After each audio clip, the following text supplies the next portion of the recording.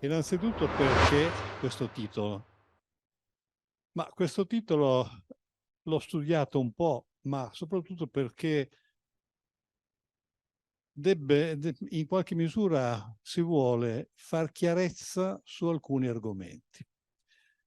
Troppo spesso noi in televisione o nei mass media raccontano cose con definizioni almeno a dir poco superficiali, che lasciano molto spesso il tempo che trovano.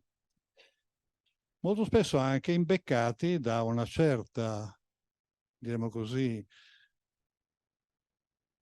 parte politica, tra virgolette non partitica, ma di persone che della transizione ecologica se ne riempiono la bocca senza sapere di cosa si parla.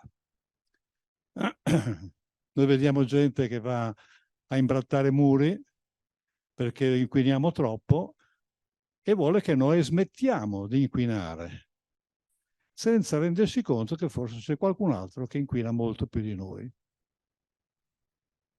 Ecco, quindi queste sono alcune premesse che volevo dire. Un'altra cosa riguarda, ho diviso un po' il mio intervento in tre parti.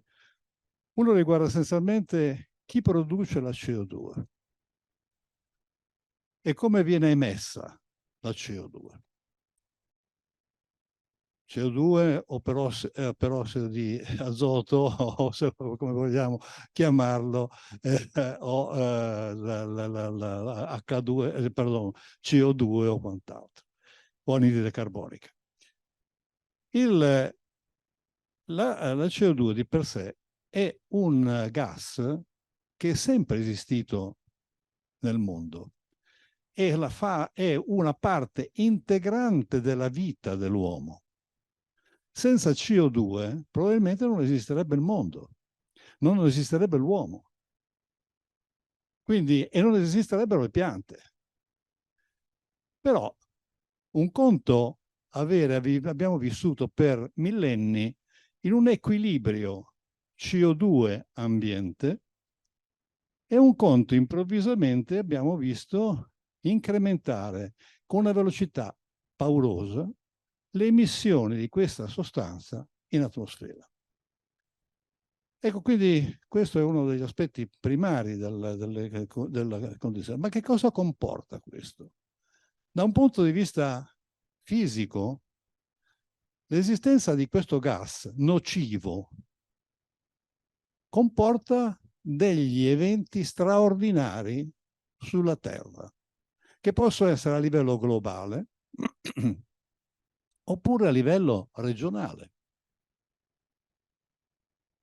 E quindi parleremo un po' anche di queste cose e parleremo di che cosa sono questi eventi estremi. Perché noi parliamo di eventi estremi? In statistica un evento estremo rappresenta semplicemente un evento fuori, chiamiamolo statistica, cioè una serie statistica, un estremo, il minimo e il massimo normalmente rappresentano due eventi, gli estremi della mia serie numerica o la mia serie di eventi che io vado considerando. In un sistema semi-poissoniano, c'è una ripetitività degli eventi che si verificano tra di loro, per cui si può fare un certo tipo di statistica in cui io posso calcolare la probabilità con cui questi eventi si possono verificare. Un evento estremo diventa un evento a bassissima probabilità di avvenienza.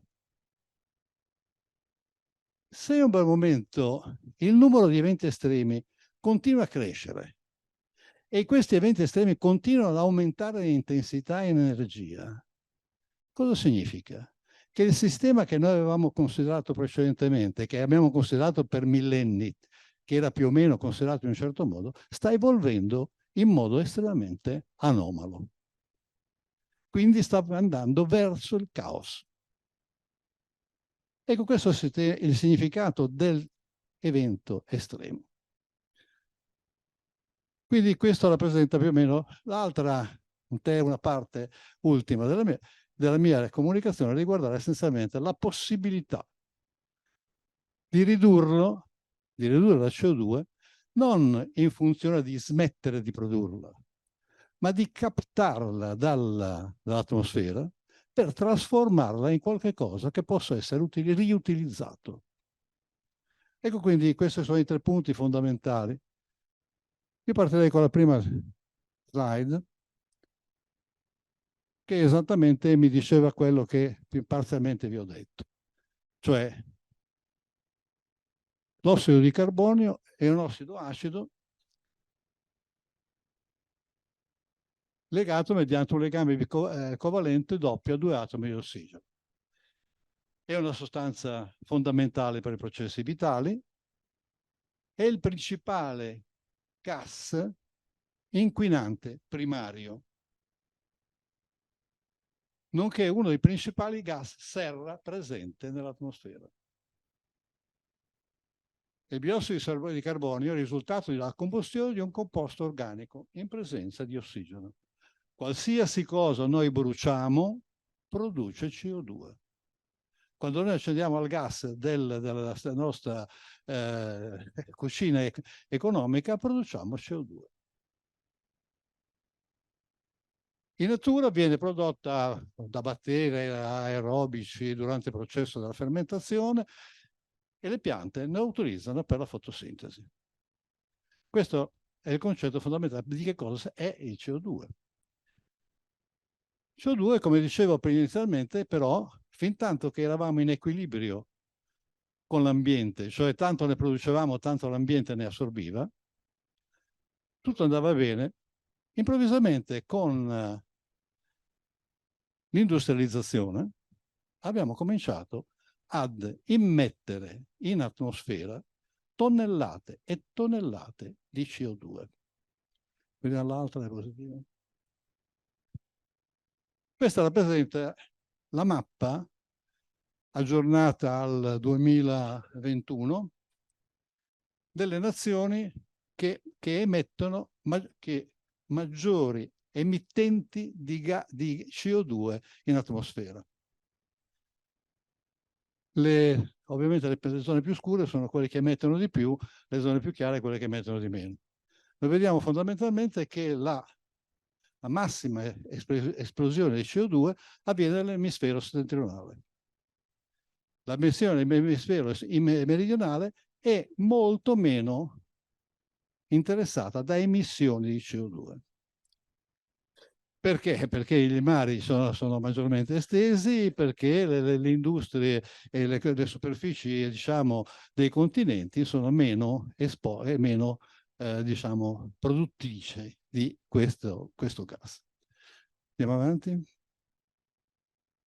Ecco, questo rappresenta invece chi sono coloro i quali producono CO2. E allora, se guardiamo la prima in testa, vediamo Cina.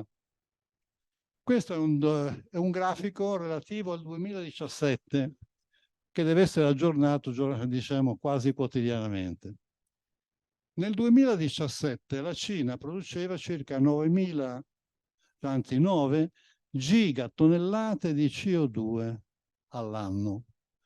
Cosa sono le gigatonnellate? Sono i miliardi di tonnellate di CO2 che buttava in aria. Questo diciamo che il tetto era quello, successivamente veniva scusate, dovrebbe esserci gli Stati Uniti, poi l'India, poi la Russia e buon'ultima l'Europa nel suo insieme. Se noi guardiamo i termini più aggiornati oggi, noi vediamo che le emissioni di CO2 dalla Cina del 2021 erano di 12 gigatonnellate contro le 4,7 gigatonnellate degli americani, 2,6 da parte degli indiani e la Russia 1,9, tutta l'Europa 2,4. Come ho voluto mettere in raffronto l'Italia. L'Italia nel 2021 ha prodotto 320 milioni di tonnellate. Quindi se noi la contiamo quanto produciamo noi con il capostipite di questa statistica, vediamo che produciamo un'inezia, uno 0, qualcosa rispetto all'emissione globale. Da qui sorge un problema politico generale. Ma se noi smettessimo di produrre CO2, il mondo quanto ci guadagnerebbe? Non se ne accorgerebbe nessuno. Ancora di peggio, se si smettesse tutta l'Europa a produrre CO2, non se ne accorgerebbe nessuno. Quest'anno, nei soli primi tre mesi di quest'anno, la Cina ha incrementato del 4% la sua produzione di CO2.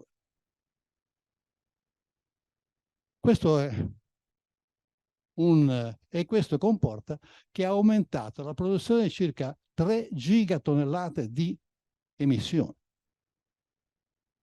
Quindi le 3 gigatonnellate di quest'anno della Cina sono di gran lunga più di quelle che produce l'Europa. Andiamo un po' avanti. Questo va bene, è per vedere la distribuzione del tempo, in cui si vede fondamentalmente questa parte grigia sottostante sono tutti i paesi in via di emergenti che stanno aumentando la loro produzione.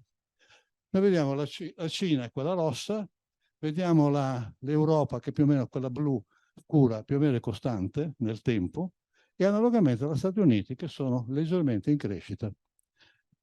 Guarda caso qui ho messo l'anno del Covid e c'è stata una decrescita nettissima delle emissioni di CO2 da parte di tutti.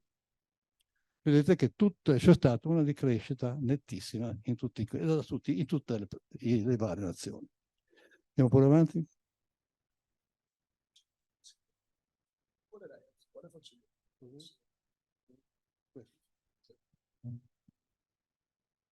Allora, a quanto siamo arrivati in emissioni di CO2? Allora, globalmente, soltanto per la parte energetica, cioè quello che viene prodotto di CO2 per produrre energia, siamo arrivati quest'anno a 40 gigatonnellate di CO2 emesse in atmosfera. Questa è la quantità che quest'anno, questa è la quantità dell'anno scorso che è stata emessa, quindi parliamo del 22. La quantità di percentuale espressa in parti per milione della quantità di CO2 presente nell'atmosfera è riportata qui. Nel 1990 eravamo a 353, nel 2368, nel 2010 388, nel 2020 412, oggi siamo a 424. 424 parti per milione in atmosfera di CO2.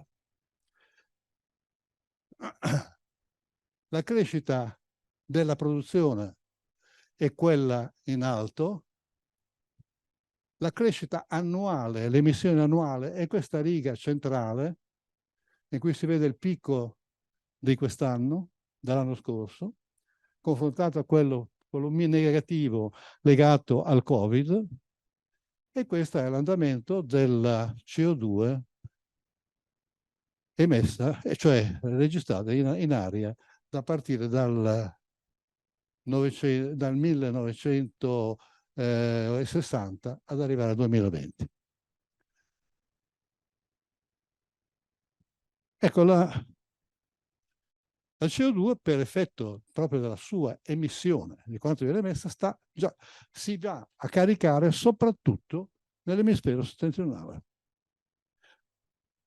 L'emisfero settentrionale però ha questo valore medio globale per un anno, questo è il 2011, che sono vecchie cose, questo rappresenta la variazione stagionale della CO2, estate e inverno. L'estate c'è maggiore produzione di CO2 al nord per effetto delle piante che danno e generano CO2, e per la maggiore rigogliosità della produzione, e d'inverno il sistema si inverte e si passa all'emisfero meridionale per questo fatto. Ecco, io volevo farvi vedere adesso questo. Questo è un diagramma che parte, in sotto ci sono i mesi dell'anno, e ipotizza 3 sorgenti, è un modello matematico fatto dalla NASA, che mette in evidenza la diffusione e la velocità di diffusione della CO2 sulla superficie terrestre.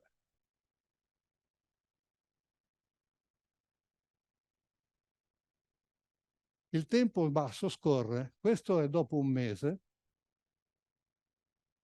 sono 3 sorgenti fondamentali, una messa negli Stati Uniti, una nel centro dell'Europa, una in Cina. Ecco, voi potete osservare come si muove con un moto estremamente perturbato e caotico la CO2 trasportata dai venti e dalle correnti aeree. La parte azzurra che voi vedete sotto lì è rappresentata in qualche misura l'atmosfera terrestre. Questo mette in evidenza che la CO2 riempie l'intera atmosfera terrestre. Siamo arrivati a luglio, si è quasi mescolata la totalità dell'emisfero settentrionale, adesso si sta mescolando la parte dell'emisfero inferiore. Quindi nell'arco di 12 mesi la CO2 prodotta in Cina o negli Stati Uniti o in Europa ha coperto completamente l'intero globo. Quindi non è che se io smetto di produrre, tutto questo fenomeno non smette di andare avanti. Ecco, questa è la fine, in cui vedete che la Terra è coperta da questa sorta di panna, tra virgolette, con cui è stata immaginata la produzione di CO2. Questi passiamo ad altro, passiamo agli effetti, diciamo, di maggiore, gli effetti estremi. Questo l'avevo già detto, quindi non mi ripeto. Ecco, gli indicatori climatici che noi abbiamo, l'abbiamo già detto l'anno scorso, sono fondamentalmente questi. Temperatura con le ondate di calore o le bolle di calore a seconda dei casi, condizioni meteorologiche estreme o variazioni della circolazione atmosferica in grande. Le meteorologiche estreme portano a cicloni, sistemi temporaleschi a supercella, venti violenti, tornado, trombe d'aria, alluvioni e siccità. Questi sono i casi fondamentali, di cui noi ne assistiamo a tutti questi qui. Poi il calore, aumento del calore della temperatura degli oceani, che porta anche all'acidificazione dei mari, lo scioglimento del ghiaccio marino, ma soprattutto il ghiaccio terrestre, dalle calotte glaciali e dai ghiacciai, e l'aumento del livello del mare per effetto della deglaciazione. Ecco, questa è una mappa che avevo fatto vedere l'anno scorso, in cui si nota fondamentalmente il riscaldamento della Terra. Questa è relativa alla decade 2011-2020, raffrontata al trentennio precedente. Osserviamo fondamentalmente che noi abbiamo un riscaldamento di quasi 4 gradi ai poli e una decrescita del riscaldamento verso l'equatore. Questa è un'importanza climatologica estremamente importante, enorme, perché se noi consideriamo,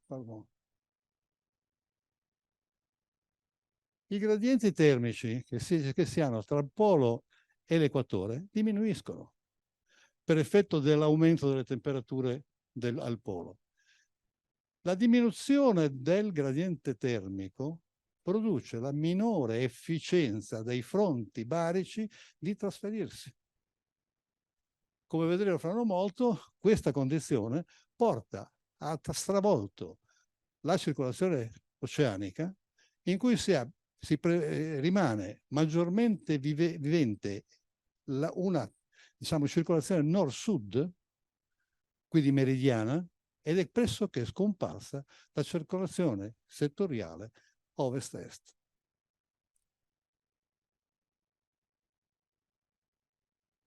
Questa è l'immagine di quest'anno, del decennio del 93-2022, che mantiene le stesse condizioni. Può essere interessante vedere questo. Ecco, vedete questa zona bianca là sopra? Ecco, quella viene chiamata il ciclone islandese, e da cui partono tutte le perturbazioni atlantiche che dovrebbero interessare anche l'Italia. Ecco, questa qui invece è la carta dei 2 mesi di quest'anno, degli ultimi 2 mesi di quest'anno, cioè di luglio e agosto. Questa macchia che si vede nella parte occidentale degli Stati Uniti, delle Americhe, è determinata dal Niño. Però vediamo che fondamentalmente noi abbiamo un'Alaska, una Groenlandia molto calda, abbiamo di fatto l'ingressione del calore nella zona di tutta l'Europa centrale e dell'Italia. Primo effetto, deglaciazione dei poli. I poli stanno perdendo ghiaccio a velocità inimmaginabili. Questa è una visione del polo invernale attuale. Questa è la visione del polo durante l'estate. La linea gialla indica la perdita di ghiaccio che c'è stata dall'estate all'inverno. Cioè, perdon, dall'inverno all'estate. Il fatto che l'inverno non riesce più a riprodurre la stessa quantità di ghiaccio che attualmente c'è durante l'estate, che viene sciolta durante l'estate. Oh, pardon, ho spento tutto. Un caso estremo è rappresentato dalla Groenlandia. La Groenlandia sta perdendo ghiaccio, tutto lo scudo glaciale che la copriva si sta sciogliendo. L'andamento in rosso che voi vedete nella prima diapositiva a sinistra, in alto, rappresenta l'andamento dello scioglimento del ghiaccio nel 2022, l'anno scorso. Sotto vedete lo scioglimento del ghiaccio nel 2023. Questi picchi che voi vedete rappresentano le ondate di calore che si sono riversate sulla Groenlandia, cioè punti estremi di temperatura che hanno aumentato enormemente la quantità di scioglimento. L'andamento, quello azzurro che voi vedete di sotto, rappresenta l'andamento, diciamo, la mediana di tutti gli anni passati. Quest'altra invece va a vedere i periodi di insolazione, o meglio, i giorni di riscaldamento che ha subito la Groenlandia stessa, in cui si nota fondamentalmente che man mano si va, le rosse rappresentano la maggior quantità di calore emessa, via via le altre. Quella mappa là in cima mette in evidenza che quella parte marroncina che è sotto lì è tutto ghiaccio in fase di fusione.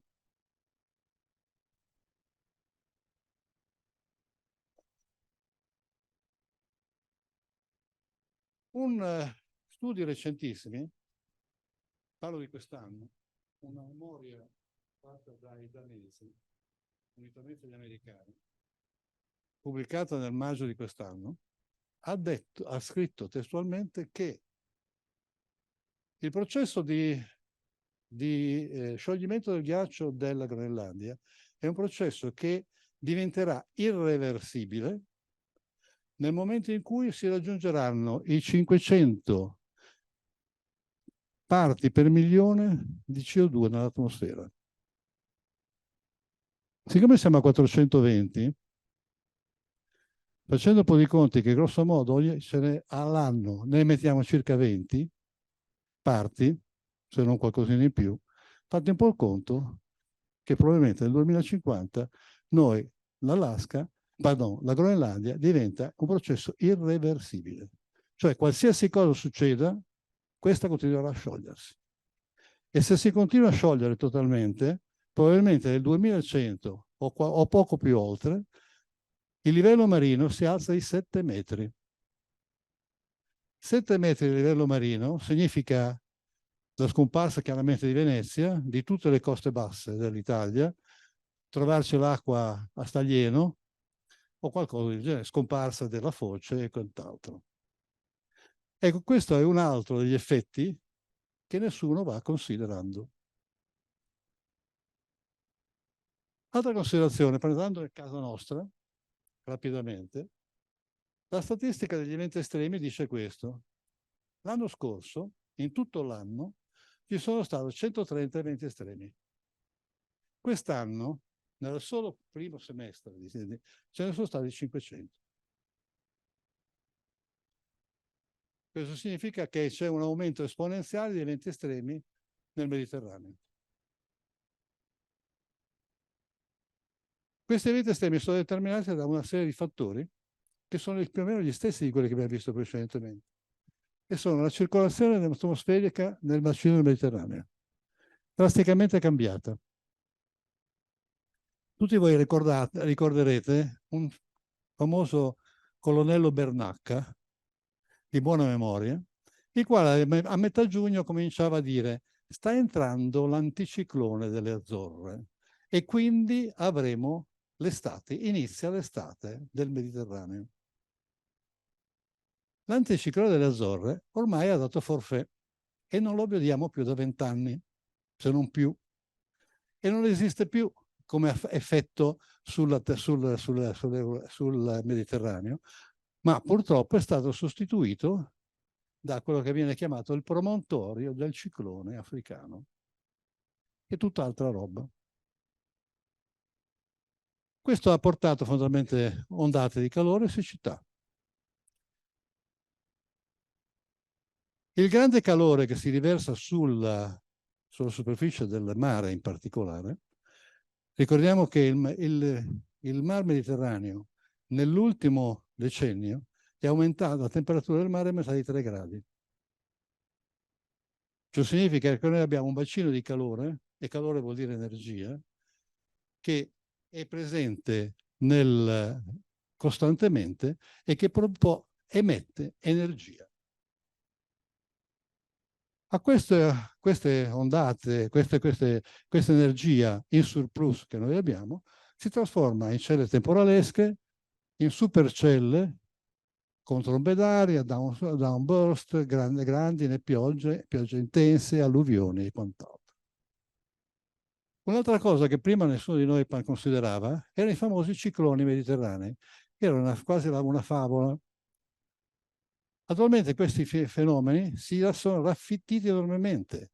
Noi abbiamo questi cicloni mediterranei che prima li avevamo grosso modo a ottobre, settembre, ottobre, novembre e operavano essenzialmente sul basso Mediterraneo.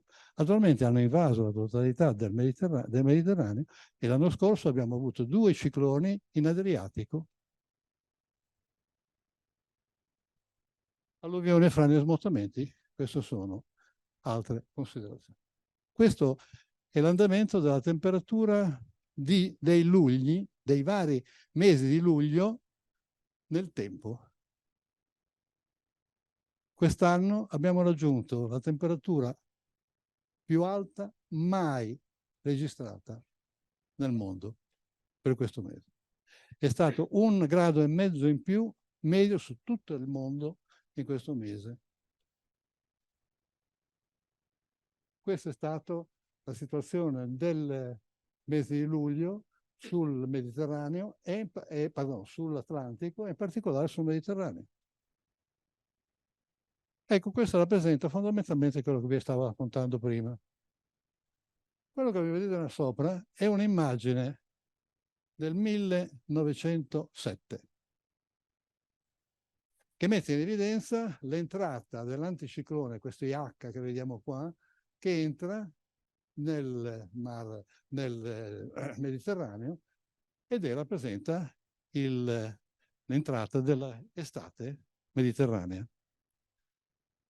Questa è l'immagine dell'estate di oggi, in cui l'anticiclone si è ritirato da quella parte, verso occidente, ed è subentrato questo cuneo che è rappresentato dal ciclone anticiclone africano. Importante osservare che però vi sono quindi delle sacche laterali che inducono delle ondulazioni in cui si ha maggiore propagazione, o meglio, si ha una maggiore propagazione delle onde bariche in senso nord-sud piuttosto che in senso est-ovest. Mentre precedentemente, con l'anticiclone come era prima, le onde, i venti, avevano questa circolazione di tipo laterale. Quindi sono scomparsi questi venti. Ecco, questa è la mappa della temperatura dell'ondata di calore del mese di luglio nel Mediterraneo, in cui voi vedete che è considerata sia l'acqua che il terreno, in cui voi vedete che l'acqua del mare ha raggiunto 30 gradi, superati i 30 gradi. Voi vedete che in alcune parti del territorio si sono raggiunti 44-45 gradi. Questo è stato una causa determinata da questo fatto. In quota e ad alta quota, nella prima immagine, noi avevamo, si tratta di una quota di circa 5.500 metri. La circolazione era di tipo nord-sud nella parte bassa, cioè l'anticiclone africano entrava nel Mediterraneo, a nord correnti fresche circolavano a alte latitudini. Si veniva a formare quella specie di blocco rossiccio che si viene a trovare sulle Alpi grosso modo. A bassa quota, a 1500 metri, la situazione cambia drasticamente. C'è una circolazione nord-sud con un blocco, con questo minimo di depressionale sull'Atlantico e il caldo, la bolla di calore sul Mediterraneo. Questo tipo di situazione si è anche verificato da gennaio a marzo o maggio dell'anno scorso, di quest'anno, con i processi di siccità che noi abbiamo avuto in tutta la zona, perché non c'era, tutte le correnti non riuscivano a penetrare, passare questa zona di blocco che taglia, che trasversale in questo momento. Questo era un effetto, questi sono effetti macroscopici che sono prodotti dal cambiamento climatico. Questa è la temperatura del mare il giorno 22 luglio del 23. Ovviamente, come voi vedete, le zone violacee sono le parti che hanno superato i 30 gradi superficiali. Parliamo adesso di un altro fattore. Questo che voi vedete è un'immagine americana che rappresenta una cosiddetta supercella temporalesca. Quindi dobbiamo verificare cosa succede in Italia. Le supercelle temporalesche hanno sostituito di fatto, questi erano i nostri famosi temporali di una volta. Questo rappresenta più o meno l'andamento di una cella temporalesca con grande sviluppo verticale che arriva fino a 10-12 mila metri, il tetto, il cappello, diciamo, con questa forma di incudine che si veniva prodotta, che era prodotta essenzialmente dallo scontro di aria calda proveniente da destra verso sinistra e aria fredda che veniva da sinistra verso destra. Questi due scontri producevano il temporale.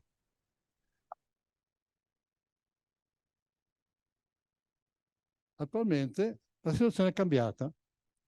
Noi abbiamo un nuovo tipo di temporale, una supercella, che è rappresentata da questo andamento, in cui si viene a creare all'interno della supercella un cosiddetto mesociclone, cioè un'area che ruota, una struttura ruotante che risucchia e il calore non è più laterale come nel temporale precedente, ma viene preso direttamente dal terreno e portato ad alta quota. In sintesi, una roba di questo genere. Questa velocità di rotazione di questi accidenti è intorno a 100-140 km all'ora. Quindi sono vorticosi. Quindi abbiamo una sorta di tromba d'aria enorme che va dalla superficie terrestre fino a 10.000 metri. Questa risucchia tutto, soprattutto aria calda. L'aria calda si condensa, porta su umidità, si condensa l'umidità, pioggia viene portata ulteriormente in alto, ghiaccio che viene riportato su e giù più volte per aumentare i diametri dimensionalmente fino a che il peso non fa cadere il ghiaccio a terra. Quindi grandinate e pioggia lateralmente. In alcuni casi, ecco, tenete presente questo fatto di questa virga, che se noi andiamo un attimo indietro, è quest'area, questa zona. In quest'area, o questo volume, nelle nuove sistemi, soprattutto si possono avere delle condizioni per cui la precipitazione che proviene dall'alto vaporizza prima di arrivare in terra. Per cui di fatto è, diciamo tra virgolette, un temporale secco. Viene chiamato virga. Vabbè, queste mega supercelle sono visibili all'infrarosso termico e vengono fatte, ecco, quello rappresenta un anticiclone, una supercella sull'Italia nord-occidentale, quest'altra ancora rappresenta una sul Piemonte e più in là ce ne sono altre due. Quindi si vedono, come vedete, forme tondeggianti che giacciono sopra. Siamo ben lontani dall'idea delle linee temporalesche che avevamo precedentemente. Vabbè, questa rappresenta le differenze che noi abbiamo in queste cose. Quindi diciamo che l'energia emessa in questi tipi di rotazioni, sistemi rotanti, può raggiungere dai 2000 ai 3500 joule per chilo. Cioè un'energia notevole e velocità interne di quest'ordine di grandezza. Un'altra cosa che emerge da questa, e questo in alcuni casi una supercella a Ferrarese nel luglio di quest'anno, questa è una a Santiago l'anno scorso, da questi possono nascere viceversa altri fenomeni quali il downburst. Downburst letteralmente è lo scoppio a terra verso il basso, esplosione verso il basso. Trattasi di venti che portati prima ad alta velocità verso l'alto, a un certo momento ritornano verso il basso ad alta velocità e cadono, precipitano, nel vero senso della parola, con la stessa velocità con cui erano saliti, ritornano verso il basso e colpiscono al fondo il suolo. Ecco lì, questa è una condizione di questo genere. Vanno a colpire il fondo, il suolo e si espandono, esplodono. Per cui c'è una correnti, fortissime raffiche di vento orizzontali che si muovono, partono dall'emissione e si espandono lateralmente in tutte le direzioni.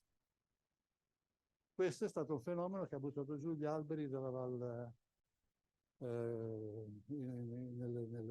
nelle Alpi, nelle Dolomiti. Questo tipo di fenomeni l'abbiamo visto a Milano il mese scorso, 2 mesi fa. Questo tipo di fenomeno l'abbiamo visto in varie parti d'Italia e nord Italia. La serie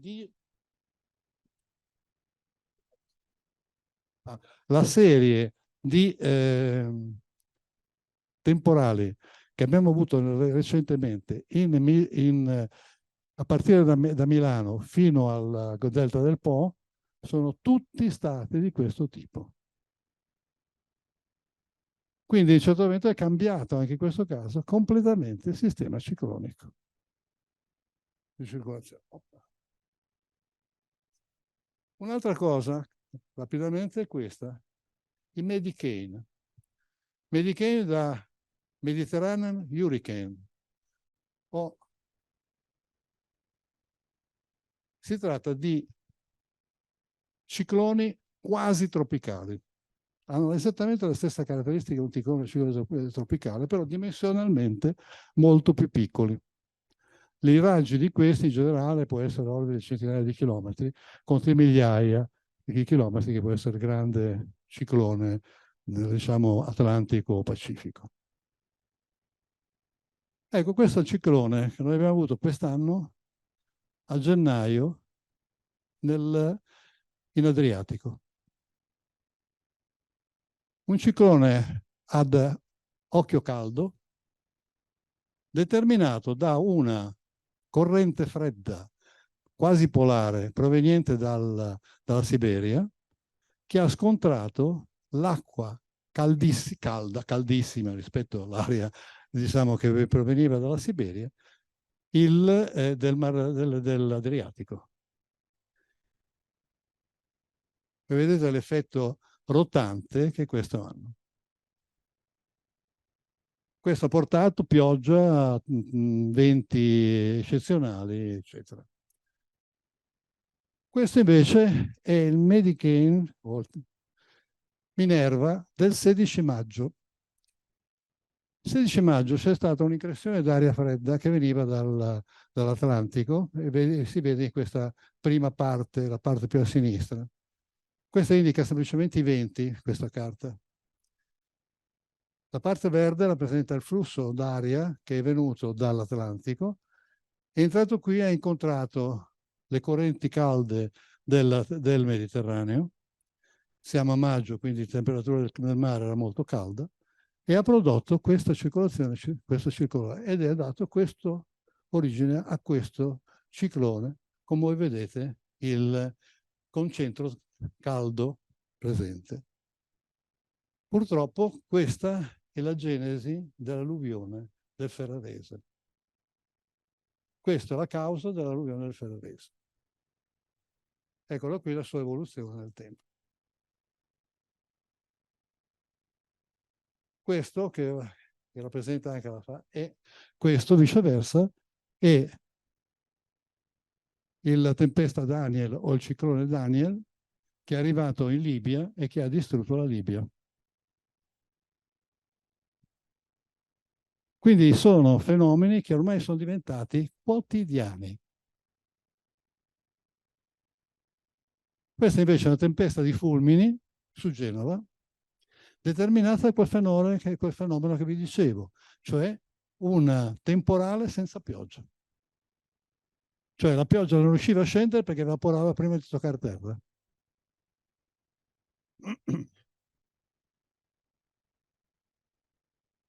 Rapidissimo. Allora, abbiamo detto che uno dei problemi più grossi che noi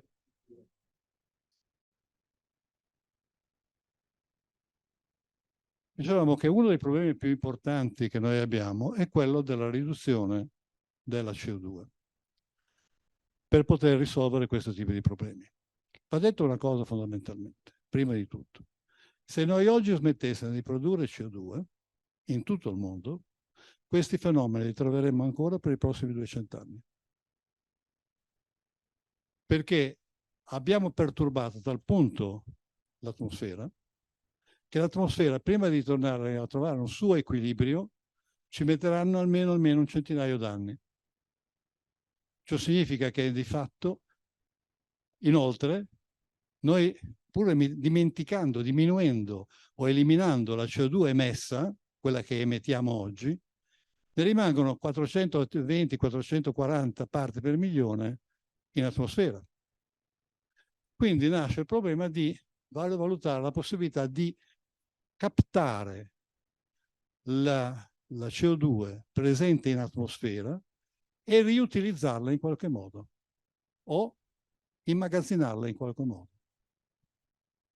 E questi sono i problemi di oggi. Questo è un problema tecnico, direi quasi ingegneristico, senza quasi, è ingegneristico. E non solo, ma è economico. Perché consiste essenzialmente nella cattura, nell'utilizzo di enormi filtri che mangiano energia in un modo spaventoso per filtrare l'aria esistente. L'aria deve essere filtrata, ma per ottenere 500 o 420 tonnellate di CO2 dall'aria, io devo tirare fuori quasi, devo analizzare 450 milioni di tonnellate di energia, di CO2, di aria. Quindi se io tolgo, devo quindi togliere per ottenere 400 tonnellate di CO2 dall'aria. Questo è il problema grosso che ha l'idea della cattura. Catturare si può, bisogna vedere dove. L'altro problema è il trasporto, una volta catturata, trasportarla dove e cosa farne poi, cioè il recovery o lo storage. Attualmente, per farla molto in breve, l'unico sistema che attualmente esiste reale, pardon, io di vermi diverso, tecniche ci sono essenzialmente di questo tipo. Si possono ottenere il CO2 cercando di mineralizzare la CO2, cioè farla reagire con dei composti che possono in definitiva formare dei sali.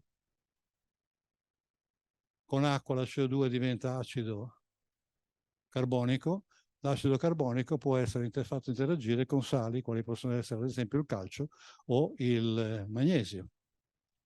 In questo caso troveremo della magnesite o della calcite o carbonato di calcio, se preferite, come risultati dello sorco. Questo può essere fatto in vario modo, fuori in superficie, fuori in prossimità della sorgente o lontano dalla sorgente stessa. Si può stoccarlo negli oceani, anatema. Questa è una tecnica che è stata escogitata di infilare CO2 a grande profondità in pillole, poi vedremo perché. La terza è immetterlo sottoterra. Cioè, come facevamo con la polvere, mettiamo sottoterra, mettiamo il tappeto, la polvere la mettiamo sotto, poi tiriamo sul tappeto e la cosa è finita. E queste sono le tre uniche possibilità che abbiamo. Se uno va a vedere in questo momento la letteratura scientifica, impazzisce. Io abbiamo trovato, ad esempio, la possibilità, lo raccontavo ieri, dello sbiancamento delle nuvole. Una tecnica di sbiancamento delle nuvole perché così si aumenta l'albedo per cui c'è la maggiore trasmissione, diciamo, l'energia solare viene ributtata più facilmente. La stessa condizione è mettere degli specchietti nell'alta stratosfera. Cioè mandare su con un tubo delle zone della roba di plastica che brilla in modo tale. Insomma, queste sono le idee che qualcuno si fa venire di tanto in tanto in testa, quindi non è che tutte queste operazioni, però devo dire una cosa, sono fortemente boicottate dai Verdi. Questo tipo di operazione, tutte quelle che vedete qui, sono fortemente boicottate dai Verdi. Perché creano dei problemi, ad esempio il mare non si può perché sennò può creare acidificazione del mare, ci sono vari problemi con la pesca, con il fitoplancton e chi più ne ha più ne mette. Sottoterra no perché ci sono le perdite, sicuramente perde, quindi la CO2 torna in superficie. Nell'altro modo no perché si sporca parte di questa va in aria e torna in aria. Le motivazioni sono infinite, ma purtroppo questo tipo di motivazione è anche poi preso da livello politico e non solo a livello nazionale, ma anche a livello europeo. L'ultima notizia che è comparsa, che l'Unione Europea ha boicottato, o meglio, non ha finanziato il progetto dell'AGIP, il progetto Ravenna, che riguardava essenzialmente l'emissione di circa 300.000 tonnellate di CO2 nel sottosuolo. Questo per dire, va bene, la carbonizzazione è un problema essenzialmente, può essere utilizzato per stoccaggio a lungo termine e può essere essenzialmente cercare di trasformare la CO2 in sostanze carboniose, ovvero sia in carbonati. Una delle ricerche che viene fatta è esattamente la sull'additività di che tipo di carbonati, perché il carbonato, normalmente il carbonato di calcio è abbastanza facilmente reperibile, però meno facilmente reperibile di quanto sia il carbonato di magnesio, o meglio, di quanto possa essere il magnesio. E quindi molta ricerca si sta facendo sull'utilizzo del magnesio come possibile utilizzo per ai fini di una diciamo, salificazione o una carbonizzazione. Questo comporta andare a cercare rocce completamente diverse. Mentre la prima parte possiamo prendere le rocce calcaree, sminuzzarle, a fare quello che vogliamo, oppure inserire i nostri fluidi contenenti CO2 nel sottosuolo in ambiente carbonatico, nella speranza che ci sia uno scambio e che possa essere quindi modificarsi in qualche misura. L'altro aspetto, viceversa, riguarda andare a cercare rocce che contengono magnesio. Le rocce magnesiache sono essenzialmente le rocce verdi, ovvero sia le rocce, quelle che noi troviamo qui intorno alle nostre serpentine, gabbri, peridottiti, che sono un po' più difficili ancora da considerare. Studi recenti fatti dal punto di vista geochimico mettono in evidenza la possibilità di fare operazioni di questo genere. Vabbè, lasciamo perdere. Ecco, le analisi che vengono fatte essenzialmente la carbonizzazione è quella, CaCO3 e MgCO3 che sono le più classiche, NaCO3 sale da cucina, lasciamo perdere. Ecco, operare con l'olivina, con la wollastonite oppure col serpentinite. Il serpentino assolutamente è stato poi successivamente negato perché si è verificato che si tratta di una procedura complessa, costosa e che richiede enorme energia.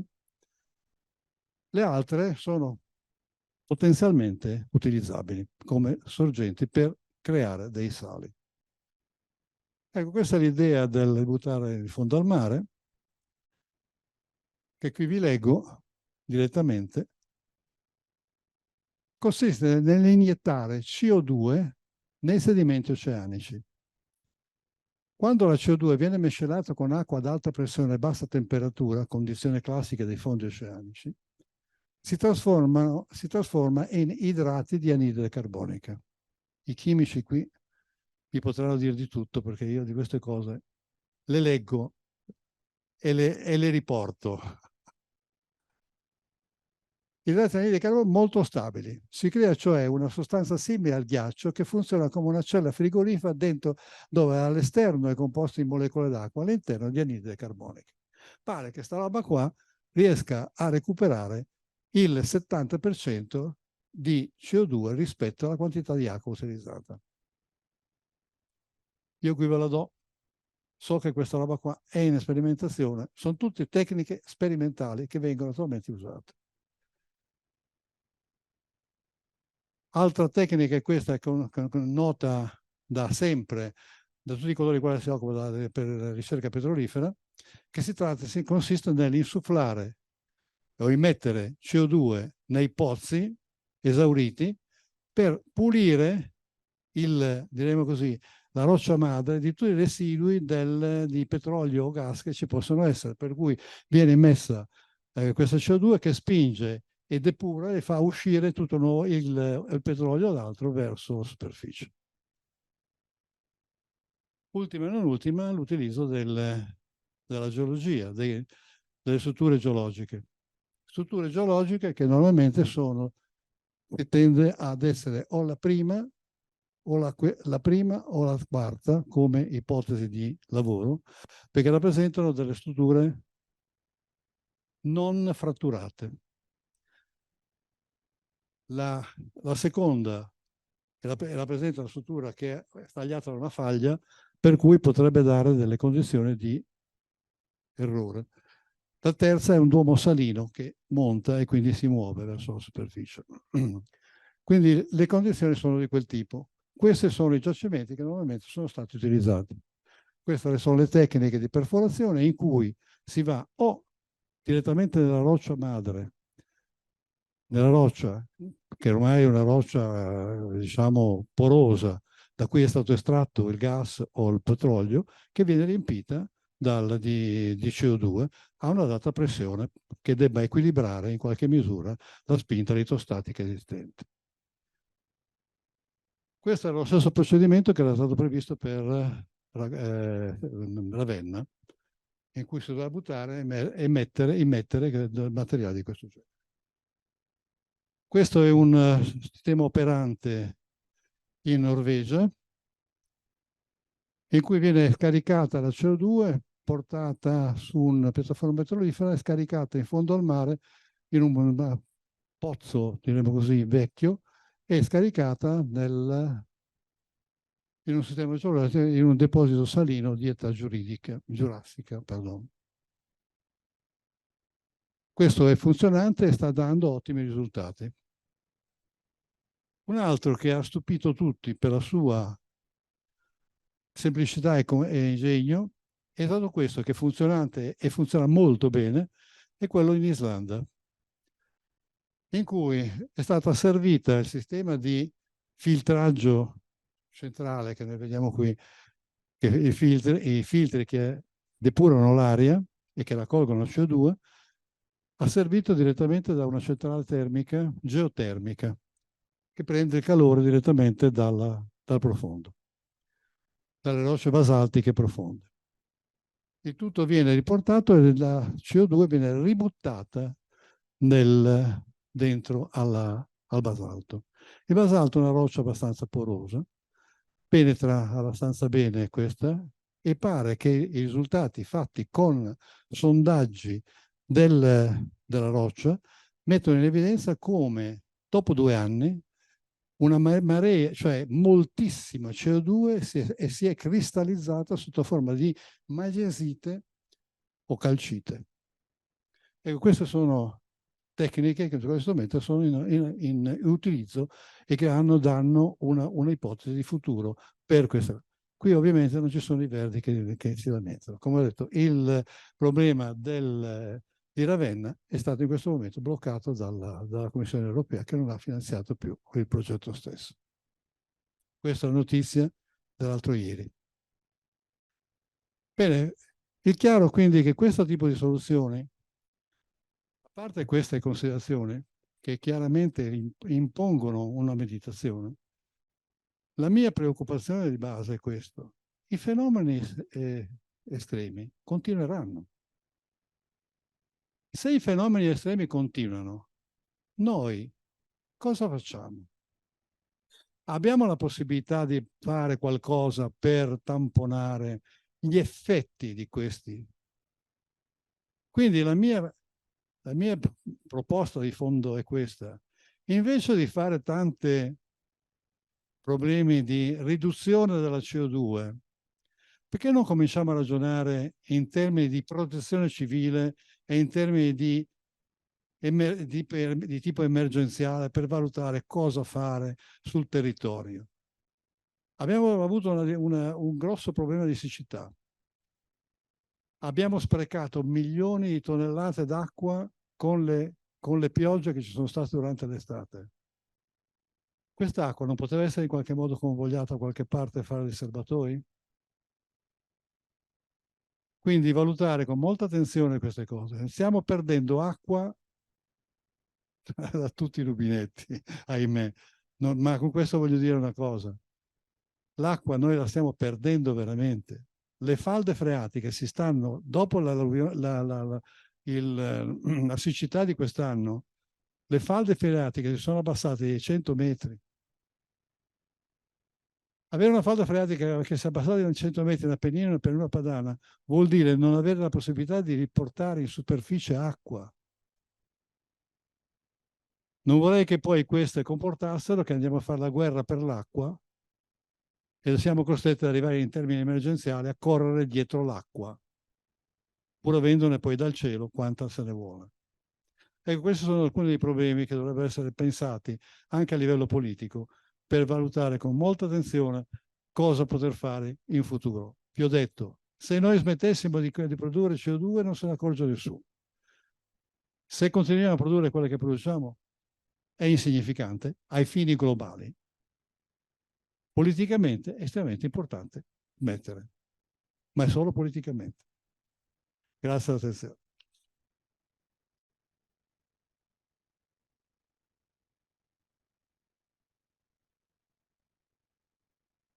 Grazie, grazie per la tua conferenza, Claudio. È sempre aggiornata non all'anno, al mese, quindi alla settimana. Ci sono domande? Prego. Ringrazio della bellissima presentazione, mi ha chiarito alcuni problemi. Mi manca però una cosa fondamentale, il bilancio energetico di tutti questi processi. Non vorrei che dovessimo coprire di pannelli fotovoltaici l'Europa per catturare la CO2 quando potremmo non mettercela. Quindi mi piacerebbe, mi informerò, cercherò di informarmi il ritorno energetico di questi aggeggi, di questi processi, che sono tutti molto complessi, richiedono pesanti trasformazioni, me l'ha detto lei, di miniere, di tubi, di trasformazioni territoriali che forse sono costose in energia, oltre che ambientali. Grazie.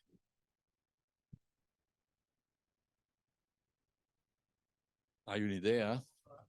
Sì. Il bilancio di queste cose lo lascio fare agli economisti, tra virgolette, quindi la conferenza di dopodomani, la prossima conferenza sarà esaustiva e mi auguro per questi aspetti. Il fatto è che sono cose che costano un'enormità. Se noi volessimo prendere, ad esempio, e catturare la CO2 direttamente alla fonte, cioè facessimo degli impianti di produzione di energia in cui si catturasse anche la CO2 e la si trasformasse, il costo di un impianto di questo genere può variare dall'80% a 180%. E l'attività che se ne può derivare, in generale, l'attività che può derivare viene ridotta leggermente perché diciamo, una parte dell'energia che dobbiamo dare per assorbire viene portata via dai processi produttivi. Quindi non è un problema banale andare a prendere la CO2 direttamente alla fonte. Questo per dare un'indicazione di massima, però sono costi indubbiamente elevati. Forse molto più, ma tutta la transizione energetica richiede costi elevatissimi. I costi dipendono da come Draghi definisce il costo del kilowattora. Ma qui si tratta di kilowattora necessari per prendere un chilo di CO2 e buttarlo nel sottosuolo. Per carità, io sono un tecnologo che piacciono tantissimo a tutti i processi, però mi sembra che lei non l'ha citato, quindi non mi può dire che un economista no. dice quanto costa un sistema, perché l'economista non sa nulla. Allora ci chiamiamo, diciamo che ci vuole un ingegnere di produzione. Quindi non mi interessa neanche di te. Il ritorno energetico non me lo sa dire, me lo cercherò e poi nelle prossime riunioni lo presenterò se non può. Ma so che non c'è. No, non esiste un bilancio. Posso fare i pannelli solari perché abbiano senso, oppure devo prendere una centrale a turbogas per fare l'energia per tirare fuori la CO2. Ma che senso ha? Io sono d'accordo con lei su questo, no? Pienamente d'accordo. Gigawatt di media. Forse sì. Come ho fatto vedere, quello è quel caso dell'Islanda, hanno servito una centrale. La Islanda è lassù, noi siamo qua. Perché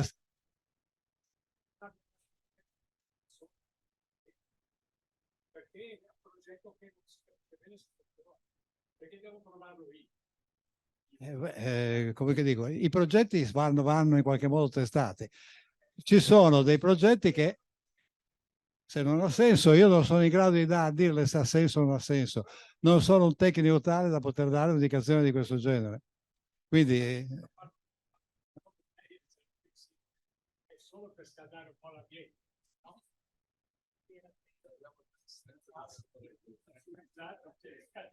Abbiamo già caldo, guarda, sto già sudando io per conto mio. Quindi... Posso scaldarlo un po' anch'io l'ambiente?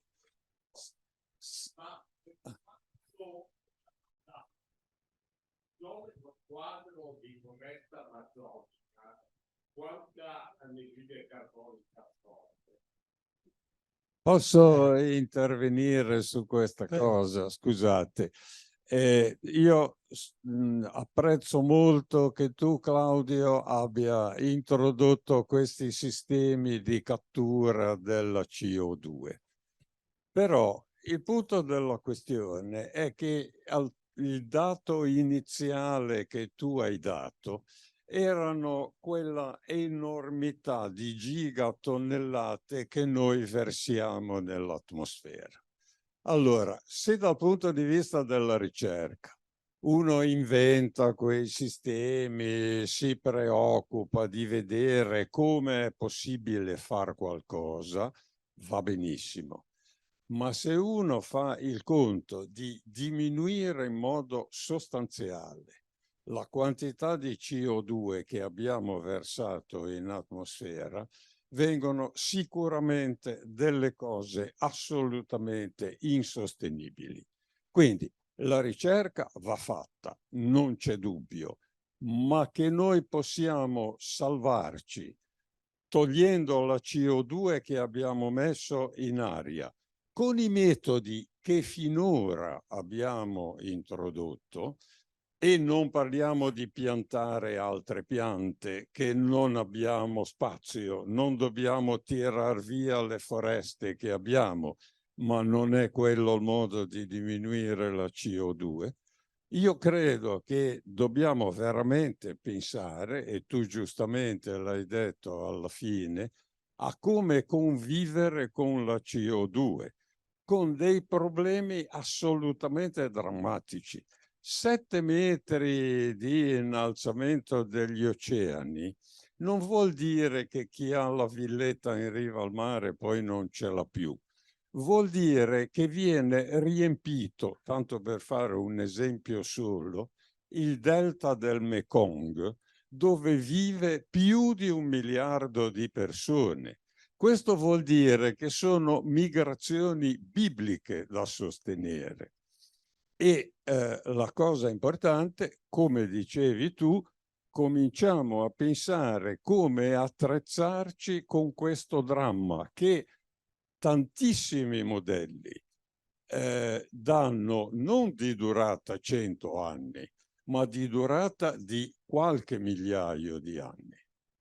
Quindi lì non c'è niente da fare, bisogna cercare di fermarsi prima del punto critico, ma poi ci si deve convivere. Questa è la mia opinione. È un commento che faccio al tuo discorso. L'altra cosa, se hai tempo, questa storia dell'origine dei cicloni, se ce la raccontassi un po' meglio, se tutti hanno voglia di sentirla, io mi divertirei. Grazie.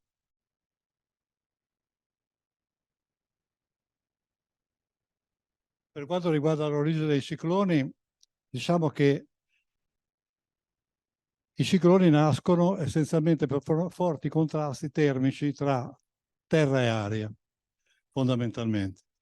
Quindi se noi abbiamo acqua del mare molto calda rispetto all'aria superficiale, abbiamo una forte evaporazione, questa evaporazione tende ad salire verso l'alto e nello salire verso l'alto la circolazione avviene in modo rotatorio.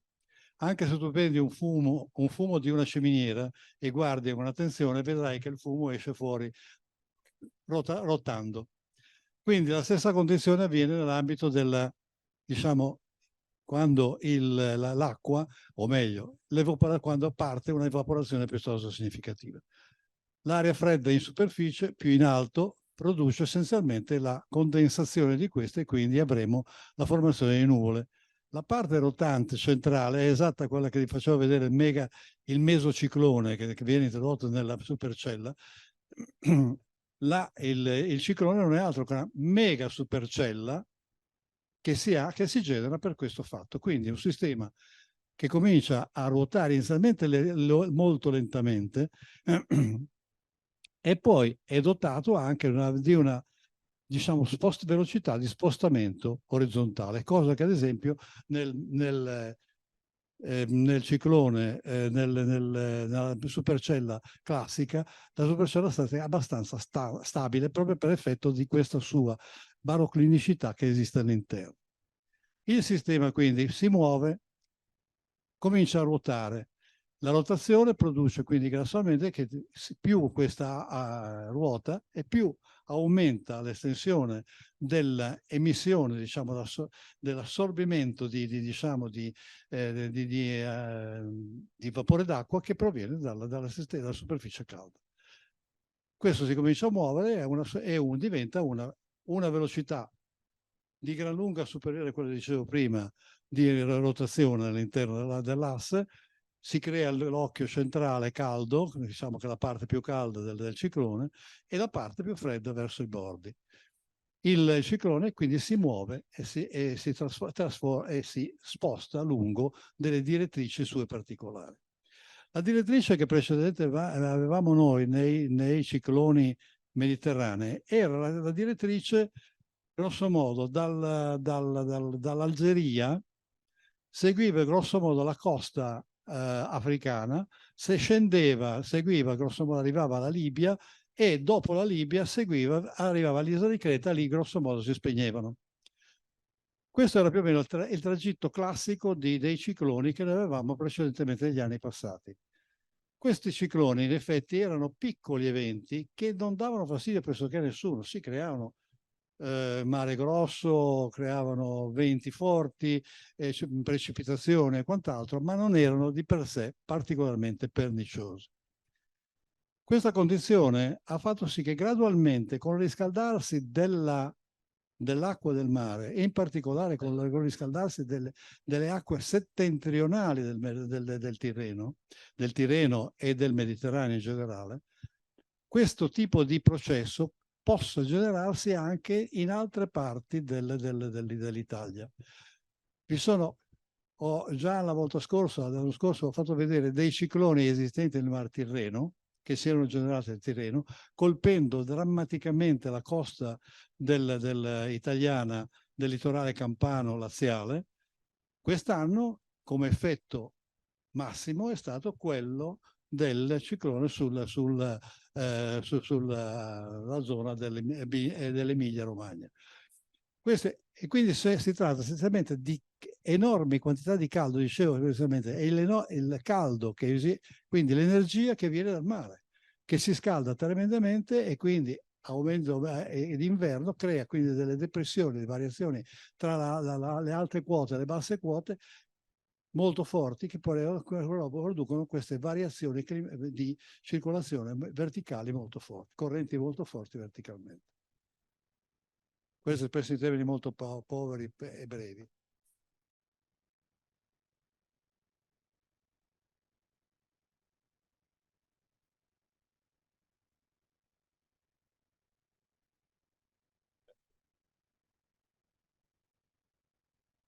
Mi chiamo Luigi Fasce, sono uno psicologo molto depresso dopo che ho sentito, perché qui si tratta della sopravvivenza della specie umana. Siamo arrivati ad essere in una fase che noi assistiamo a questa possibilità. Quindi angoscia piuttosto grande. Però bisogna scogitare qualcosa per almeno provarci. Io domandavo se a quelli che si presenteranno alla tavola rotonda potrete riuscire a dare un piccolo riassunto, in particolare forse la premessa di tutto quello che lei ha esposto, perché questi signori si rendono conto che una botta di ansia se la prendono anche loro. Perché di qui poi parliamo di politica, che è stata introdotta dall'apertura del Presidente. L'altro fattore era la politica e l'opinione pubblica. Dell'opinione pubblica il tempo veramente manca. Cioè che noi possiamo diffondere questo verbo orbi et orbi mi sembra un po' difficile. Ma punzecchiare e sollecitare la politica a partire da questi e poi un promemoria al ministro Frattin. Voglio dire, almeno che non dicono che non sapevamo e voi avete prodotto della documentazione che consente di dire a qualcuno ma te l'abbiamo detto, noi come ecoistituto, io sono psicologo votato all'ecologia, abbiamo mandato qualche messaggio a Frattin. Uno di questi è dire che è molto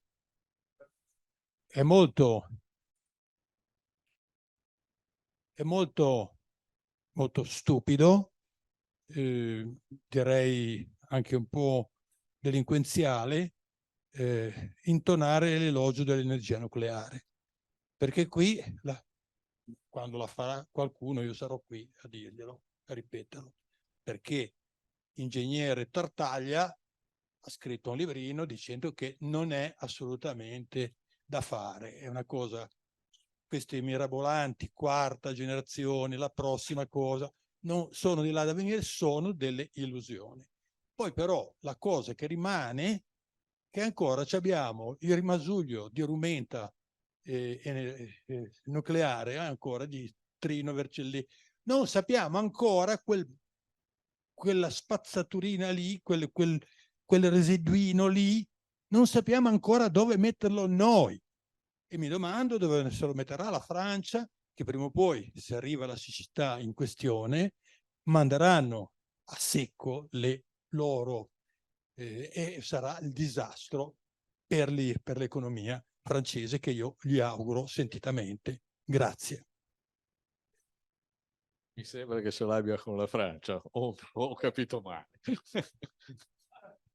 Dovrebbe avercela con i nostri politici, perché nessun politico ha detto agli italiani, signori, benissimo, non volete il nucleare? Benissimo, dovete rinunciare ai freezer, dovete rinunciare al condizionamento dell'aria e così via. Perché? Perché era contro quello che è comunque sono tutte opinioni queste, che la mia per prima Ragioniamo solo in kilowatt. Si ragiona in kilowatt e respira l'aria, però. Il problema grosso dell'Italia è stato Chernobyl. Punto. Non voglio andare avanti perché non sono un fisico e tu mi... Prego. Mi vorrei riallacciare corso in precedenza che si sente appunto nel futuro depresso eccetera. Ora diventiamo positivi. No, diventiamo positivi, cerchiamo di essere positivi, così cerchiamo di essere diciamo così in qualche modo. Ma io vorrei portare il discorso proprio dell'acqua. Allora, ad un certo punto, l'acqua, se voi andate in giro per la città, vedete un sacco di palazzi che prendono l'acqua e la scaricano nelle fogne. Genova, fino a 10 anni fa, aveva i serbatoi per l'acqua potabile. Perché noi non prendiamo l'acqua che quando piove e che viene giù dal cielo e la mettiamo in questi serbatoi, la raccogliamo e la riutilizziamo? Per dove? Le cassette di cacciata. È inutile usare acqua potabile disinfettata per le cassette di cacciata. Per i lavaggi delle zone, strade, scale, condomini, piazzali, eccetera. Per tutte le varie attività che sono in uso per l'acqua potabile. E possiamo prendere invece dell'acqua potabile l'acqua piovana, che ce l'abbiamo gratis. E quindi puoi fare delle riserve, appunto, dei serbatoi, quando vengono questi cataclismi, queste grandi bombe d'acqua, per potersi tenere nel momento che ne abbiamo bisogno. E quindi diamo un po' di ossigeno alle nostre fonti sotterranee. L'altra questione è del nucleare. Ora, giustamente, è un po' come il Covid. Quando ho fatto il Covid, che venivano i vaccini, c'erano subito gli anti-Covid. C'è il nucleare, c'erano gli anti-nucleare. D'accordo che il nucleare porta dei rischi, ma in tutte le cose porta dei rischi. Esempio, vi siete domandati voi, che ne parlavamo prima, professore, il radon che viene su dal terreno. Cos'è? Non è praticamente, se tutte le case, le cantine che sono a piano terra hanno l'emanazione del radon che viene dal terreno. Solamente quelli che abitano nelle grattacieli in alto lo riceveranno dopo. Il radon è altamente cancerogeno. Ecco. Allora, dobbiamo cercare di convivere. Purtroppo non è che l'abbiamo modificato noi, perché il radon è nato dalla natura. Le fessure. Esempio, con il fatto che gli Appennini si sono allargati, la concentrazione in questo periodo, stavo esaminando alcuni dati, che in Lombardia e nel Lazio, per questa diciamo così, apertura dell'Italia, eccetera, ci sono infiltrazioni che vengono fuori attraverso il terreno di queste onde di radon, emanazioni di radon.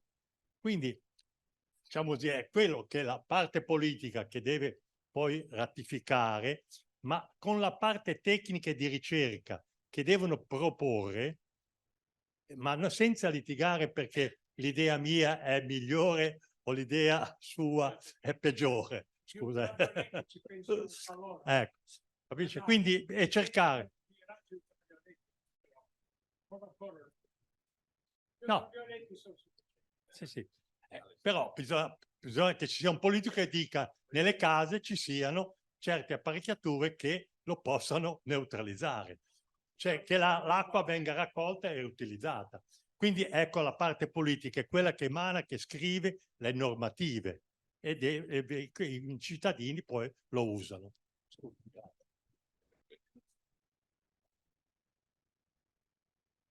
Sono state poste un sacco di domande che vanno anche al di fuori di quella che è la conferenza. Una a cui non abbiamo dato risposta, mi riferisco... Ho fatto un po' di conti, esatto. Credo che grosso modo la foresta, se non ho sbagliato, grosso modo, sì. La foresta amazzonica, che è 7 milioni di chilometri quadri, 1 chilometro quadro, se non ho sbagliato i conti, dovrebbe assorbire 1000 tonnellate all'anno, però potrebbe 25 diciamo di alberi a distanza di 5 metri l'uno dall'altro, all'anno sembra 25, quindi se non sbaglio la foresta amazzonica attualmente bisognerebbe rifare un po' meglio, assorbe la metà della produzione annua attuale, però ovviamente diciamo la produzione attuale è in aggiunta a quella che c'era in equilibrio. Però certamente diciamo la distruzione se venisse meno la foresta amazzonica sarebbe un guaio. Assolutamente sì. E il tentativo di farla venire meno mi pare. Allora, volevo dire le una foreste cosa. non ce la farebbero comunque a diciamo assorbire tutta l'anidride carbonica. Se guardi il grafico del Mauna Loa, il vulcano che è nelle bellissime isole, è a dente di sega, però continua, l'andamento è in crescita, sempre. Il dente di sega è dato proprio dall'intervento della parte clorofilla che si assorbe la CO2. Quindi è tanto così rispetto a un quantitativo 20, 30, 50 volte maggiore. Quindi non ce la fanno le foreste. Ed ecco la necessità di catturare in qualche maniera la CO2. In realtà vi sono 1000 progetti sul problema della deforestazione che sono in corso e sono stati anche approvati dalla Comunità Europea questi. Il fatto che va valutato con molta attenzione quanto in realtà riescono ad eliminare. Poi però in parallelo noi facciamo la forestazione, in parallelo c'è quelli che incendiano. Quindi certamente la quantità di CO2 che è stata emessa nell'ambito di quella è stata di gran lunga superiore per incendi che sono stati quest'anno tra gli Stati Uniti, tra America, tra Canada, Australia e via di seguito, in cui intere foreste sono state bruciate. Noi abbiamo riempito di CO2 e quello non è in quel conteggio che abbiamo fatto precedentemente. Perché quel conteggio precedentemente avevano aggiunto intorno dagli 8 ai 10 gigatonnellate di CO2 che esce per le attività, tra virgolette, di terreno, che riguarda quello che viene emesso dalle città, quello che viene emesso dagli incendi o quant'altro. Quindi vi sono anche altre fonti che introducono e quindi quando io ne tolgo magari 2-3 mila tonnellate, pardon, 2-3 mila sono niente. Se tolgo 2 gigatonnellate di CO2 dall'aria o dall'ambiente, è appena una goccia del mare rispetto ai 40.000 che noi 45-46.000 che noi emettiamo. Grosso modo la quantità prodotta fuori le produzioni energetiche è dell'ordine di tra gli 8 e i 10 gigatonnellate. Quindi questa è la quantità che noi emettiamo già come in queste 8-10 ci sono circa 1 gigatonnellata di emissioni delle città. Quelle che in definitiva i nostri politici vogliono farci fare i capotti.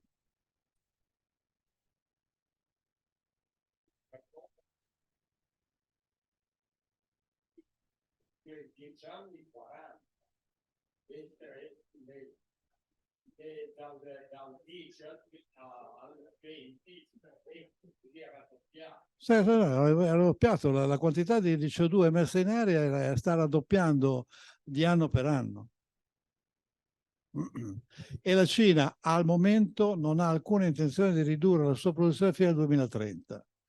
Ha detto che completerà la sua produzione entro il 2030, quello che si prospetta. poi successivamente comincerà a graduare una diminuzione fino agli anni dopo il 30, e per arrivare a una riduzione del 20% entro gli anni 50, quando noi dovremo diciamo decarbonizzare completamente. Mi scuso di fare una domanda da urbanista che tiene conto delle, diciamo, direttive europee.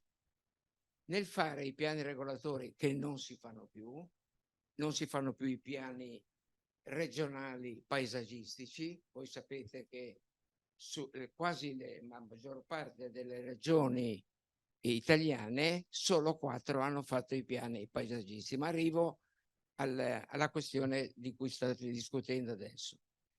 Come mi devo comportare io che ho l'idea di riforestare Genova per diversi motivi, non solo per la CO2, per, come posso dire, i problemi delle aree di calore, per tutta una serie di ragioni.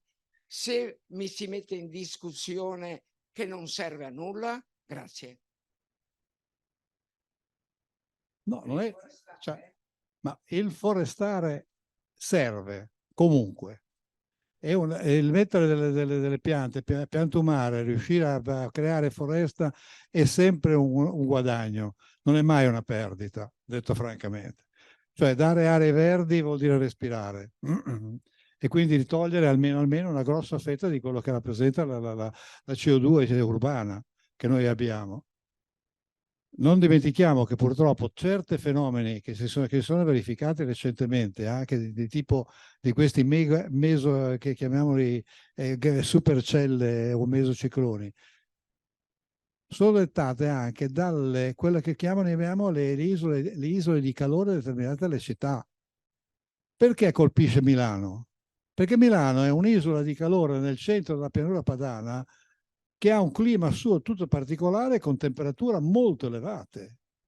Perché lei pensi quanto riverbera cemento e quant'altro, e quanto altresì c'è anche una respirazione del cemento che butta, anche se degradando si butta fuori CO2. Introdurre il parchi, verde. introdurre aree verdi, ridurre aree.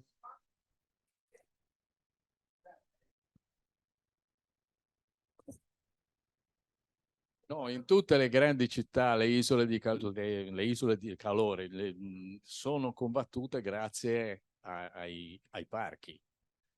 Central Park è un esempio, attorno, ma non è sufficiente, no. Certamente non è sufficiente visto no... le dimensioni che abbiamo nell'ambito delle città. Esatto. Ma certamente, anche di più.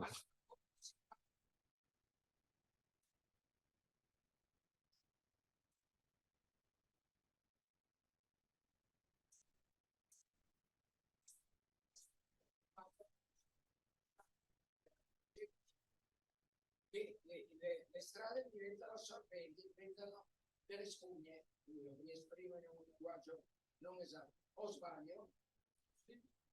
Dipingiamole di bianco, ormai è diventato lo sbiancamento, vogliono sbiancare le nuvole, bianchiamole al cemento.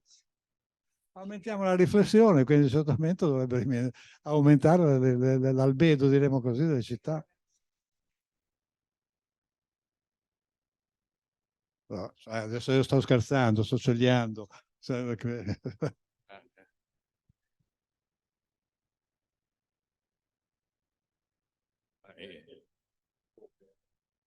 Dare una mano forse non serve, però se noi guardiamo le città costruite nelle zone dove veramente fa caldo, molto più caldo, tutti gli edifici sono bianchi. Cioè, lo sapevano già illo tempore che c'era una riflessione e quindi c'era un minore accumulo di calore. Sostituire l'asfalto, oddio, sostituirlo vorrei sapere con cosa, primo. Sì, imbiancarlo, rivestire, ma signori, quanto dura? Cioè, quando vedete che tracciano le strisce, le cose pedonali, eccetera, eccetera. Quanto durano? Cioè, lo portiamo via. Poi subentra subito un'altra cosa. Cosa ci respiriamo? Scusate il termine, ma forse tutti voi ve lo ricorderete, ma le macchine, le autovetture, una volta avevano i freni che erano i ferrodi, famosi ferrodi, erano fatti con l'amianto. Allora, quanto amianto abbiamo messo in atmosfera e quanto ne abbiamo respirato? Cioè da domandarsi, verniciamo di bianco? Quanta di quella roba lì poi ci andremo a respirare? Cioè, ogni cosa che noi facciamo ha un... perché si sporchi, poi diventa nero, dici tu, ritorna allo stato prima. Può darsi. Però questi studi ci sono, esistono, so bene, hanno diverse albedo a seconda dei materiali, rispondono in maniera diversa. Certo, è un'idea quella del normale, quella di cambiare il colore. Forse è possibile, non lo so. Sì, se mi permette ancora una cosa, cambiare la struttura della città. Il vero problema è che la città non funziona più così come è fatta. I trasporti, il tipo di trasporti, il tipo di muoversi, il tipo di lavorare, e questo è il problema vero. In qualche parte del mondo si sta cercando delle alternative. Mi fermo qui perché... Speriamo che le trovino e poi copiamo, se non altro. Ci sono altre domande? Se non ci sono altre domande, io ringrazio il professor Eva per aver introdotto il seminario quest'anno e vi do appuntamento alla prossima riunione, che sarà il giorno 5 ottobre, cioè giovedì prossimo, con il professor Beltrametti, che parlerà di aspetti economici della transizione ambientale. Grazie a tutti e a presto.